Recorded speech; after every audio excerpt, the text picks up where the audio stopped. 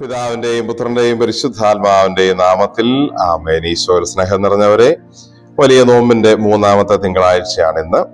കുർബാനയിലെ ഇന്ന് നമ്മൾ വായിച്ച് ധ്യാനിക്കുന്ന സുവിശേഷം മർക്കോസ് അറിയിച്ച സുവിശേഷം 9-ാം അധ്യായം 33 മുതൽ 41 വരെയുള്ള വാക്യങ്ങൾ. 2 കാര്യങ്ങളാണ് ഇവിടെ. സ്വർഗരാജ്യത്തിൽ വലിയവൻ ആരാണെന്നുള്ള ഈശോയുടെ പ്രബോധനവും, പിന്നെ നമുക്കെതിരല്ലാത്തവൻ നമ്മുടെ ഭാഗത്താണെന്നുള്ള ഈശോയുടെ ഓർമ്മപ്പെടുത്തലും. ഈശോ ശിഷ്യന്മാരോട് വീട്ടിലെത്തിയപ്പോൾ ചോദിക്കുന്നു, വഴിയിൽ വെച്ച് എന്തിനെ കുറിച്ചാണ് നിങ്ങൾ തമ്മിൽ തർക്കിച്ചിരുന്നത്? തിരുവചനം പറയുന്നു, അവർ നിശബ്ദരായിരുന്നതേ ഉള്ളൂ. ഈശോ നമ്മളോടും ഇതുപോലെ പല കാര്യങ്ങളെ കുറിച്ച് ചോദിച്ചാൽ, നമ്മുടെ പല തർക്കങ്ങളെ കുറിച്ചും ഈശോ ശിഷ്യന്മാരോട് ചോദിച്ചപ്പോഴെന്ന പോലെ തന്നെ ആയിരിക്കും നമ്മുടെയും ഉത്തരം. നമുക്ക് നിശബ്ദരായിരിക്കാനേ പറ്റുന്നുള്ളൂ. കാരണം ഈശോയുടെ മുമ്പിൽ പറയാൻ പറ്റുന്ന കാര്യങ്ങളെ കുറിച്ചൊന്നുമല്ല പലപ്പോഴും നമ്മുടെ തർക്കങ്ങൾ. മറ്റൊരാളെ അംഗീകരിക്കാൻ പറ്റാത്തിടത്താണ് തർക്കങ്ങൾ ഉണ്ടാകുന്നത്. എന്ന് പറഞ്ഞാൽ, ഞാൻ മാത്രം ശരി എന്ന് കരുതി ചിന്തിച്ച് മുമ്പോട്ട് പോകുന്നിടത്താണ് മറ്റൊരാളെ അംഗീകരിക്കാൻ പറ്റാത്തത്. അവിടെ അയാൾ പറയുന്നതിനെ സ്വീകരിക്കാൻ പറ്റാതാവുമ്പോൾ തർക്കങ്ങൾ ഉണ്ടാകുന്നു. ഈശോ ഇന്ന് നമ്മളോട് പറയുന്നത്, മറ്റുള്ളവരോട് തർക്കിക്കാതെ അവരെ ശാന്തതയോടെ കേൾക്കാനും സാധിക്കുമെങ്കിൽ അത്രയും അവസരങ്ങളിൽ അവരെ ബഹുമാനിക്കാനും പഠിക്കുക എന്നുള്ളതാണ്. സാധാരണ ഇങ്ങനെ പറയാറുണ്ട്, a different opinion may not be an opposing opinion.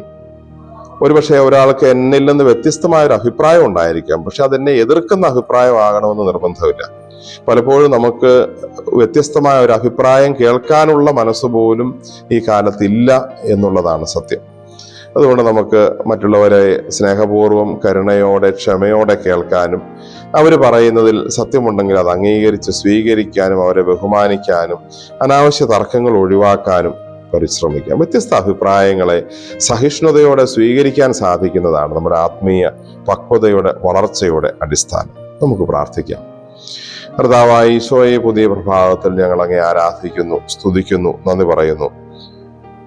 ഞങ്ങളുടെ ജീവിതത്തിൽ ഞങ്ങളുടെ സഹോദരങ്ങളെ എപ്പോഴും കേൾക്കാനും അവർ പറയുന്ന നല്ല കാര്യങ്ങളെ സ്വാംശീകരിച്ച് അത് ജീവിതത്തിലേക്ക് സ്വീകരിക്കുവാനും ഞങ്ങളെ അനുഗ്രഹിക്കണമേ.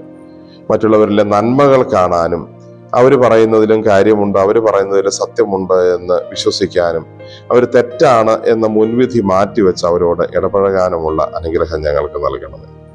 നമ്മുടെ കർത്താവ് ഈശോ മിശിഹായുടെ കൃപയും പിതാവായ ദൈവത്തിന്റെ സ്നേഹവും പരിശുദ്ധാത്മാവിന്റെ സഹവാസവും നാം എല്ലാവരോടും നമ്മുടെ ഈ ദിവസത്തോടും കൂടെ ഉണ്ടായിരിക്കട്ടെ, ഇപ്പോഴും എപ്പോഴും എന്നേക്കും. ആമേൻ. ഈശോ മിശിഹായ്ക്ക് സ്തുതിയായിരിക്കട്ടെ.